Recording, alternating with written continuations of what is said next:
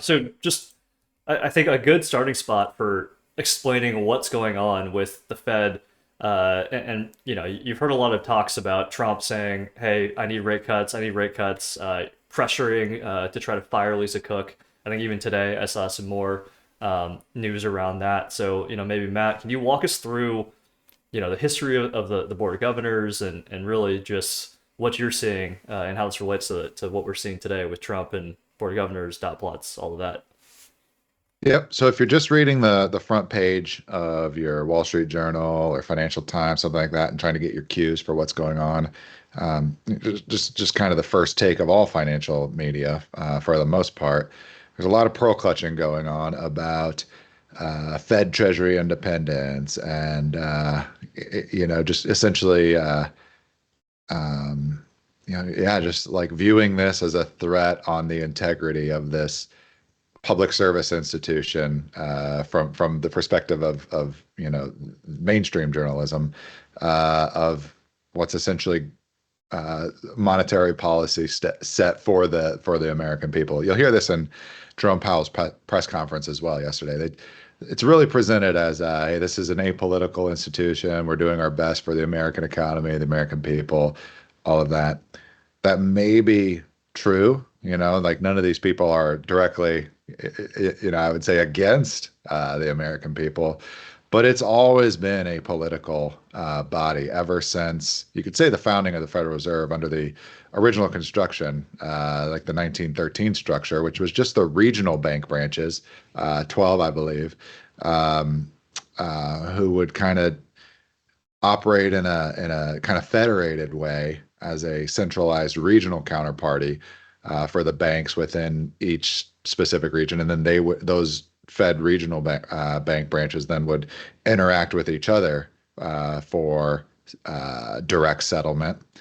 But then in the FDR era in the 1930s, you got the kind of Federal Open Market Committee and the Board of Governors bolted on, which was basically this Washington, D.C. office, which is now resides in the Eccles building, also subject to um, kind of like a cause for complaint. Recently, remember this summer talking about the multi-billion dollar, Right. building facelift, right? That The one's renovations.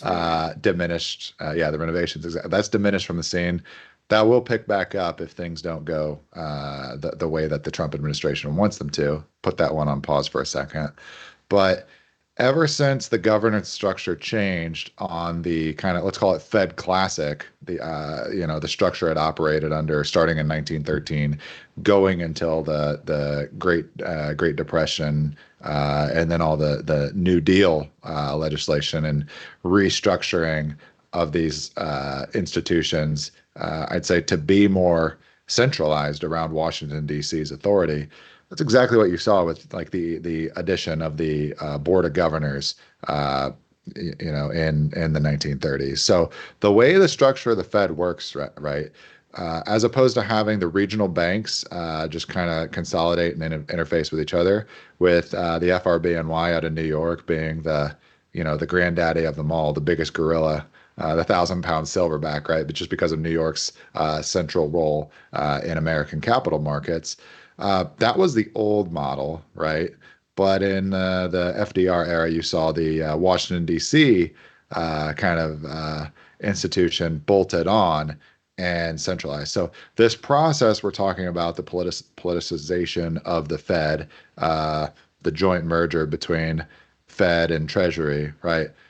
That's been with us for almost a century now. So this kind of pearl clutching you see going on, um, about the kind of nominations to the Board of Governors. We, saw the big event this week with Stephen Miran confirmed by the Senate. Um, it's a political process. It always has been. And just to give an overlay of the governance structure, when the Fed meets for their kind of every other month or so, there's about 8 FOMC live meetings per year. Where they will adjust policy, right? And most people see that through the changes to the short-term interest rates, money markets, overnight. That's how they predominantly influence policy. or influence financial conditions.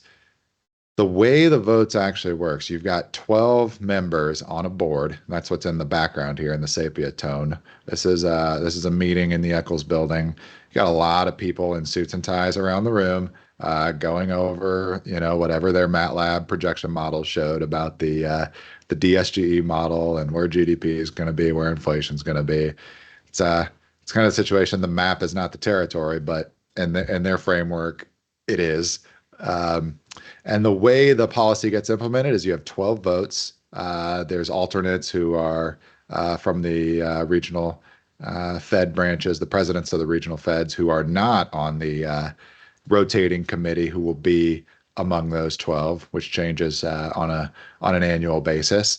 But of those 12 votes, seven of them are a political appointee, right, from the executive branch.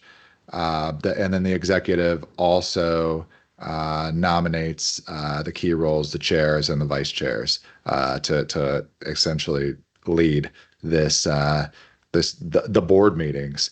If anybody's taken part in a public or private board or public-private type of institution, this is just one of those. So in terms of the governance mechanism, you've got majority control in Washington, D.C. The banking industry, the financial industry, they have 5 out of 12 votes as to how monetary policy is conducted on a kind of live meeting by meeting basis. They're not necessarily in control. They're an influencer. They can make waves, but the banks themselves are, I'd say, semi subservient to the politicians, and it's always been that way for nearly a century.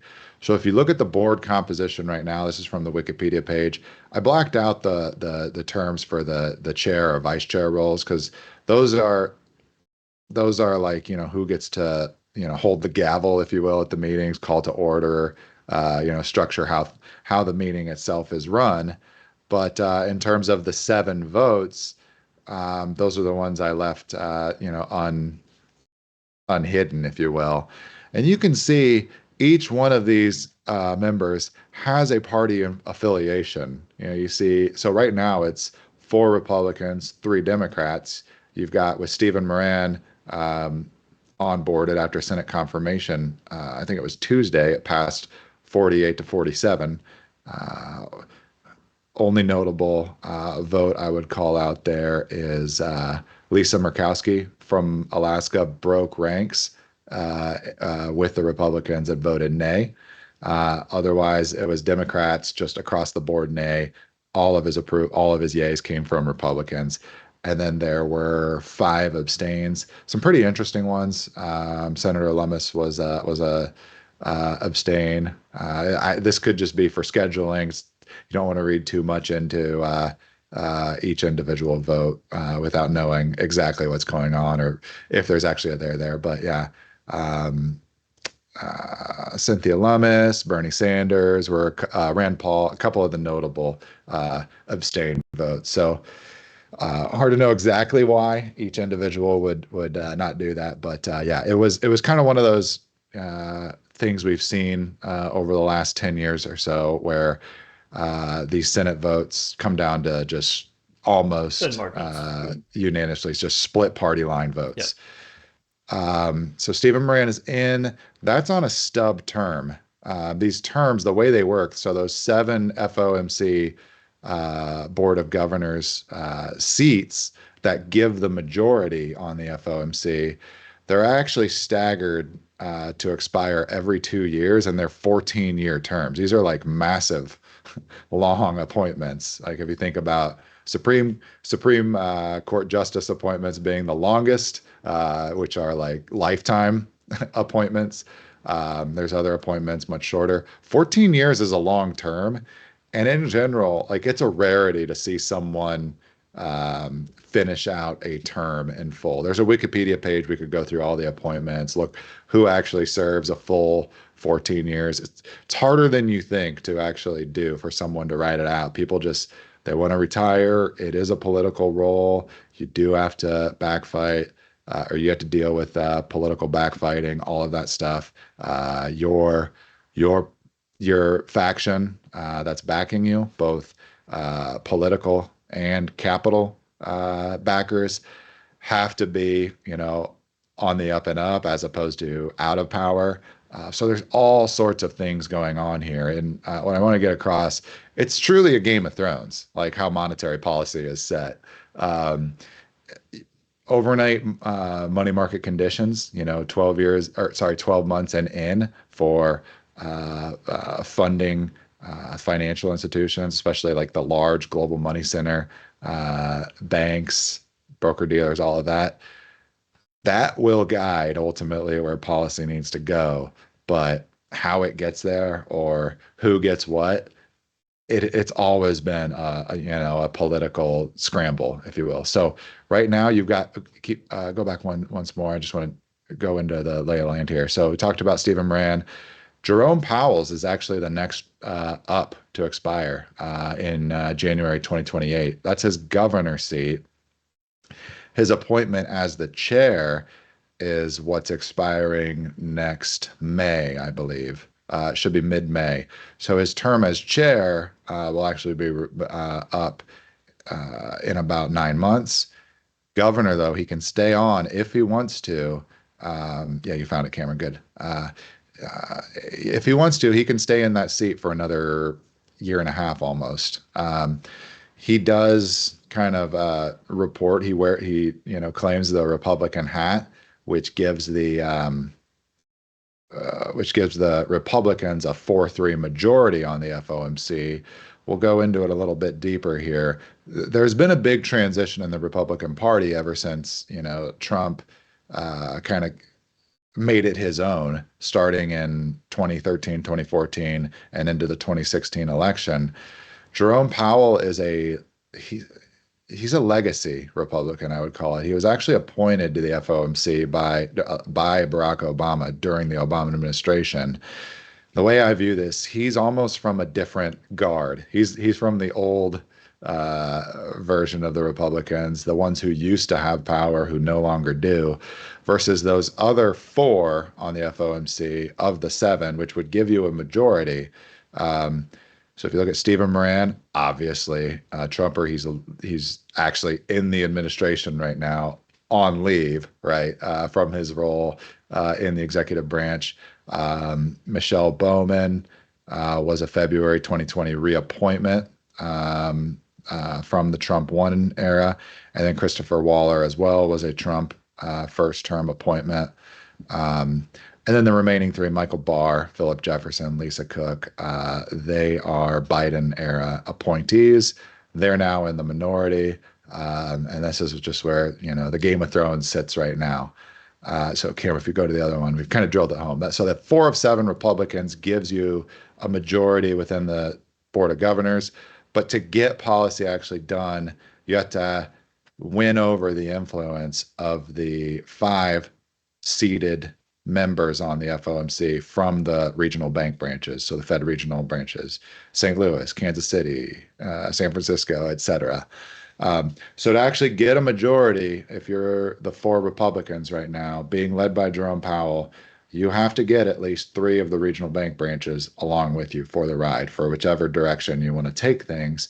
Now, in the extreme, you could have a political majority at 7 of 12, and Washington, D.C. could make monetary policy like direct it towards what the DC establishment wants to do, or the bureaucracies, or the executive branch, as we'd call it in our framework.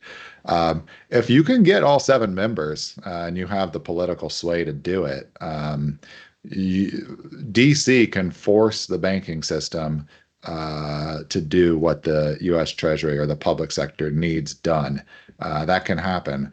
We're nowhere near that at that point. At this point, there's still too much infighting for those 7 Board of Governor seats that you're seeing kind of play out in the headlines more and more as this administration works through its first year and we head into midterms. But just to highlight here, so with what you're seeing right now with the Lisa Cook situation, there's obvious political pressure being waged to force her to resign, and it went beyond just calling for someone to resign and peacefully walk away, which is what you saw with Adriana Kugler in August, right? Just peacefully walked away. It was a stub term, as we mentioned. It's got about 6 months left on it anyway. That one, you're just like, this is not worth it for me. I'm not Yeah. going to get into Yeah. the public fight. I don't want to do this. Walk away. So that was like what's it called? In the military, I'm trying to think of a term, retreat, whether it's for offensive or defensive strategic purposes, just whatever, retreat. But what you typically see in a 4-year term for a president, you usually see three of these seats resign, right? And I just went back to Trump first administration. We saw three Obama era appointees to the Board of Governors: Tarullo, Stanley Fisher, Janet Yellen. Everybody knows Janet Yellen's name, or they should, as an important. If this were a movie, right, and you're looking at the credentials, her name wouldn't be like in one of the top five leading roles, but she's definitely played a part if you're making a NARA of the post GFC monetary picture, right? So you saw three of these resignations in Trump's first term, and then who gets reappointed? Trump puts his appointees in those seats, and then you saw it in the Biden term as well with Randy Quarles, Richard Clarida, and then Lael Brainerd was you'd call it a home team. She was a Obama appointee, resigned from the FOMC, and took a role, I want to say, as the like economic advisor. I'm trying to think of the exact job title, but essentially it was that economic advisor role for the Biden administration. So she left FOMC, moved into the executive branch, like went to the White House to work. That was one of those home team splits, and I think from that you see the start of a transition. Same way the Republican Party went through a transition of its leadership, who had control of the ship, which political faction, which capital faction was in charge and steering things. I think that if you read it, that Lael Brainerd decision in February 2023 to resign, and you saw the replacement appointed to those seats. You saw both Philip Jefferson and Lisa Cook come in. Lisa Cook being in the headlines now, to fill those vacancies. But same thing with Quarles and Clarida. The political levy that was made against them was on their kind of personal trading activity in the COVID era. Remember Q1 of Right. 2020 wave, right? Yep. So you can look into these. There's more story underneath the story. All of these have a grain of truth. Some of those trades were more obscene than the others for one of these individuals versus the other. I'll leave it on you if you want to go trace those threads. But essentially, it's the same thing. So if you go to uh, the quote in the Stalin era, um, from a Soviet jurist, Andrei Vyshinsky, right? For reporting to, as we all know, these kangaroo courts, whatever. Quote, give me the man and I will show me the man and I will show you the charges, right? It's just, if you want to make a case against somebody, you can always do it, like from the state's perspective. And I think that's exactly what we're seeing right now with Lisa Cook. This goes public, and there's like serious trenching going on. She is not going to leave quietly.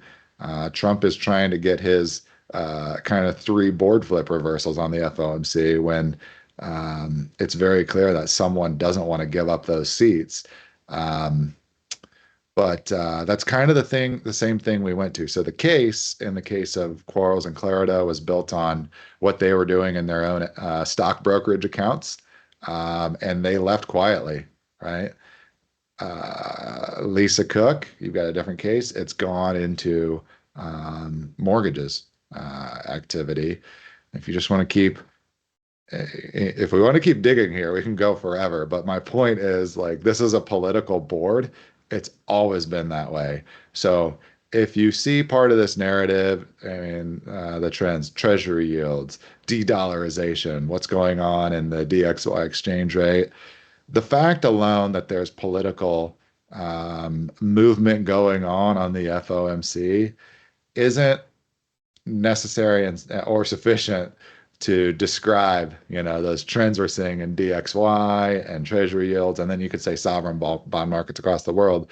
This, in my opinion, is just normal political jockeying for control of the FOMC, but it's becoming more and more important, each era. So the state of things, the board structure, all of that, what goes on in Washington, D.C., it's always been this way. I think it's just become more and more urgent given the sovereign debt situation, the fiscal situation, all of the above. So it's a highlight for the background. Yeah, I think that's a The critical title, point that you put out there, just for everybody to re-listen to that section, because that's really important, I think. these have never been fully on public service institutions or utilities. They've always had a political basis, and that's how they've been structured. They're a political animal, and that's how U.S. monetary policy is conducted and always has been. All right, So then, how does this so play out into what you're seeing in markets, right? What you're seeing in yep. rates, and that I think that's what you're going to explain here. Then, Yep. So next, yeah, what we're going into next is so the title of the episode this week is Dot Slop, a play on the dot plots that have been produced since about the 2011s, 2012 era during the Bernanke Fed post GFC. They wanted to start giving these dots to show where each FOMC member sees short-term interest rates that really set financial conditions for funding conditions in financial markets, and how those play out over the next 3 years. And then longer term, they give a data point, and they update this from meeting to meeting. So most people will already be familiar with the dot plots. What we've seen in the dot plots as the Trump administration has really dialed up its jockeying for those FOMC board seats, you've seen a big movement in terms of the downward direction of taking short-term policy rates, where he really has indicated he wants them to go with his jawboning that we've seen in the headlines. So, like you see the pearl clutching, hey, this Trump is trying to do the takeover of the Fed, the monetary policy. Look at this, look at this king, look at this dictator, look at this autocrat. This is something literally every administration does. Like, it's a process. They work their power and influence into the FOMC board. This is totally normal. Like, this is not something unique to Trump. Is something I want to get across. This alone doesn't make us, a banana republic as everybody's presenting. It does highlight the acuteness of each time a presidential administration goes through this process. It is making us more and more, resembling to a banana republic in itself. But it's not only Trump, is my point here. It's baked into the entire process. So these dots, if you look at them for 2025, and we'll zoom in on those in the next meeting to see the historical development, you can see the different factions on the. I mean, there's like 18 dots here, or like 16. Only 12 of them count as a vote, right? Because you've got a bunch of Fed regional banks who only they can show up to the meeting as alternates in any given year, but it's only once the calendar hits their rotation that they actually get to count their vote, and it'll influence how policy is set. So you can see the coalitions moving here, and the general direction is for 2025. Those numbers are coming down, right? yep. And then you got that extra pressure, that really low vote here between 2.75 and 3 for where, and this is for the year end 2025, and there's only two more meetings, right? There's October and December. This is obviously Stephen Miran's vote, right? I mean, 99% certainty. It's not disclosed who these are. It's kind of like blind taste testing, Sure. if you will. That's totally Stephen Moran's vote. He's new on the Seeing committee. this We're like going here. didn't Yeah, somebody have like a exactly. negative vote back in the day too? I forget. I might be misremembering. I think there was like one time we had somebody put in the dot plots like a negative Fed funds rate. Yeah, let's go back and look. So that would have been during 2020, 2021, and one of those members voted for negative interest rate policy. So we've got ZERP, right? That would be NERP. Yeah. Remember, like we saw negative yields in Japan and the EU. There may have been one, yeah, yeah, exactly. One member who was like, we need to go negative. We should try negative yields. Right. Doesn't make any mathematical sense, but or economic sense, but hey, let's try this I out. think tastemaking is a Uh, good way to describe, right? It doesn't necessarily mean that's where they're going to end up, but you're seeing the spread, but you're seeing kind of the actual what actually gets through in policy being somewhere, tends to be somewhere in the middle across all of this tastemaking that's going on. yeah. So for the longer term, what you're seeing at this meeting with the dots, that long-term rate, which long-term means outside of the next 3-year window. Like, where do you see these things after you've left the FOMC? Could be another one to think about it, right? Because most of these terms, what's the average that any individual member would finish? It's not 14. The average term doesn't get fully, filled by the individual. They get replaced, they resign, all of that. So maybe it's like 7, 8 years. We could crunch the numbers on Wikipedia or that Wikipedia catalogs. But basically, yeah, longer term is like this is where things will go R-starred, if you will, non-inflationary, stable labor market conditions, all of that. This is where we see that short-term interest rate going over the long term. Once everything settles in and finds their equilibria, you never actually get there. But anyway, my point is, those expectations, the committee didn't change it, right? You can see some compositions there, some movement on where they see long-term interest rates. It's still 3% is what they would see the ultimate kind of landing point that they get to for the median of those 16 to 18 people around the table at these FOMC meetings. Right. But the front end first budge, we can go into that, what the 2025 and then 2026 has come down. If we go to the next slide, this is where that 2025 number has kind of drifted over time, right? So this is where the committee or the yeah the FOMC, which includes the 7 board of governors, right, who get to show up every year and their vote is counted. Um, this is kind of how the 2025 number has progressed over time. So if you think about this would be like a futures chart. So if you think about a gold futures contract maturing on December 31, 2025, that allows the holder to settle or like take possession or sell, right? Buy or sell, and settle a gold transaction, like physically. It could be any commodity. I'm just doing gold here. You've got the gold 2025 futures contract, but that thing starts trading like maybe even 10 years before, and you can see the progress for what the price of gold to settle at the end of 2025 looks like. That's kind of what this thing is. This chart here is showing is what is that? Where is the Fed funds rate on at the year end of 2025? And this is where the board, saw that number. So you remember history, right? We were in rates going up, um, and rate hikes up until the September 2024 meeting, right? A year ago. Um, it went from June, at the peak terminal rate, they saw the 2025. They're like, all right, we're going to get down to 4%. That number came down aggressively at last September's meeting to, somewhere between 3.25 and 3.5 is the midpoint of the range.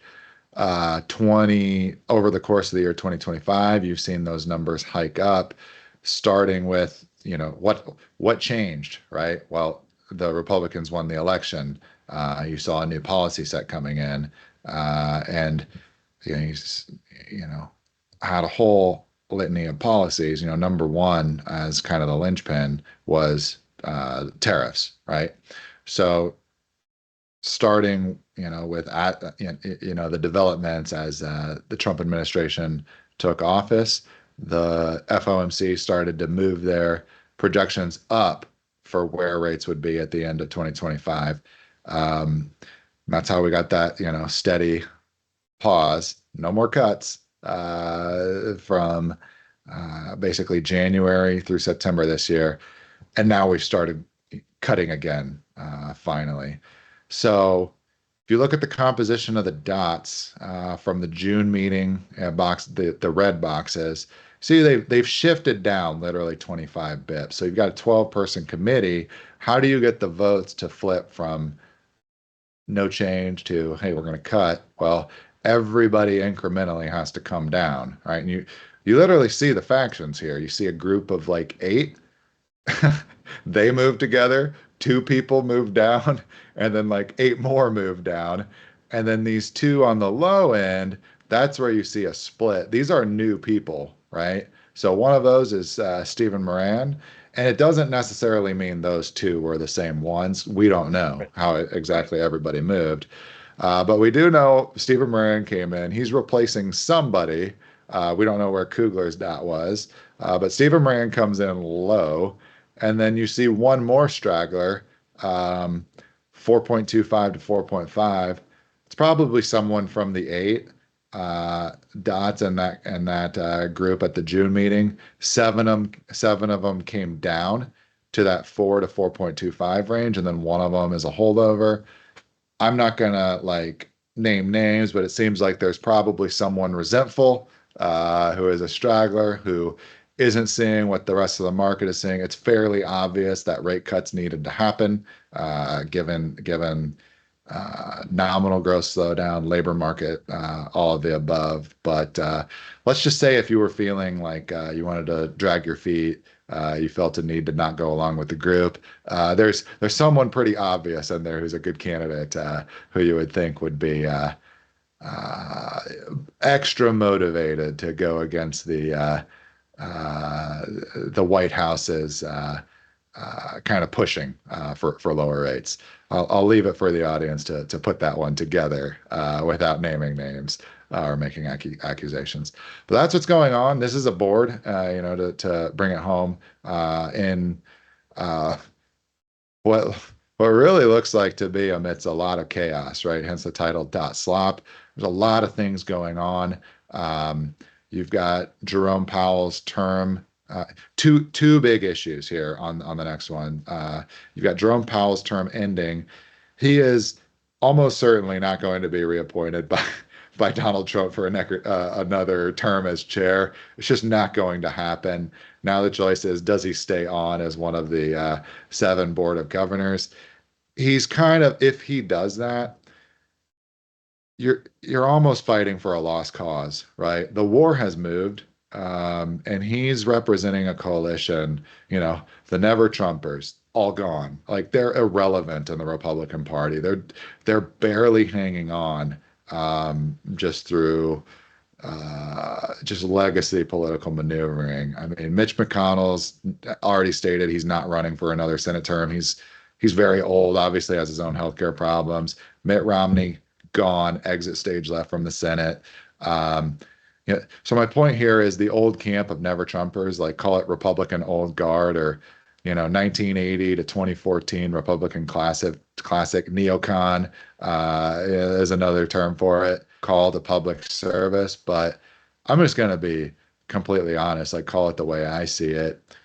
Him staying on like out of principle for something he believes in, or if he thinks it's the right thing to do, um, you're really just the man standing in front of the bulldozer. In my opinion, these forces Right. are way too big. So I don't know that it makes political sense. And at some point, you know, you've done your time, you put in your public service, as they would call it. I don't believe this is qualifies. This isn't running for your local school board or your neighborhood watch commission or something like that. It is not that in my mind. Setting monetary policy. They're not the same things. But for what is what you would want to answer. And at some point, like Jerome Powell's in his he's over 65, right? So at some point, most common reason for resignation is retirement, right? People just get old and they don't want to do this. And like like a Dianne Feinstein till they're 94. You literally had to pull me off the Senate floor. Uh, you had to pull the voting pen from their cold dead hands, or that whole thing. Um, I don't see any benefit to Jerome Powell doing that. So that's one, is what happens to that Board of Governors seat. That would actually swing your four Republican coalition from, let's call it three new Republican, one old guard, to four Republican. So that's one way you get the 4-3 and a more executive friendly board. And then the other one is what happens with Lisa Cook. And if you looked at Right. those 2-year staggering expirations, Lisa Cook's actually put in the longest dated one. It expires in 2038. So that's a long remaining shelf life on that seat, which is one of the reasons why there's such an aggressive push by her and her legal team to ride this out and try to maintain that seat, because it's still got 12 plus years of shelf life remaining. So it's a from in the words of Illinois Governor Rod Blagojevich, this is a very valuable thing. Right. That's how this works. I mean, it just seems Uh, to me like you're trying to really like these are the dates that you're trying to affect moving forward, right? And so, Lisa Cook, obviously, like you're saying, but you've got all of these other ones too that are, non-Trump appointees that you're saying, if I want my policy to stay in place, I need to find ways to make sure that this is actually all, projected out into the future as well. yep, it's all Game of Thrones behind the scenes. All right. So that's that, the dot slot, but we're not going to get calm until we see the Jay Powell or Lisa Cook situations come to a head. Um, when as an executive branch would you be satisfied? Like, you're going to keep fighting until you can get that majority to get monetary policy to go the way you want it to go and aligns to the rest of your economic policy objectives and political and, international trade and foreign relations. They're all combined. So this is just one front in that entire kind of process, or framework of this presidential administration trying to accomplish its own objectives.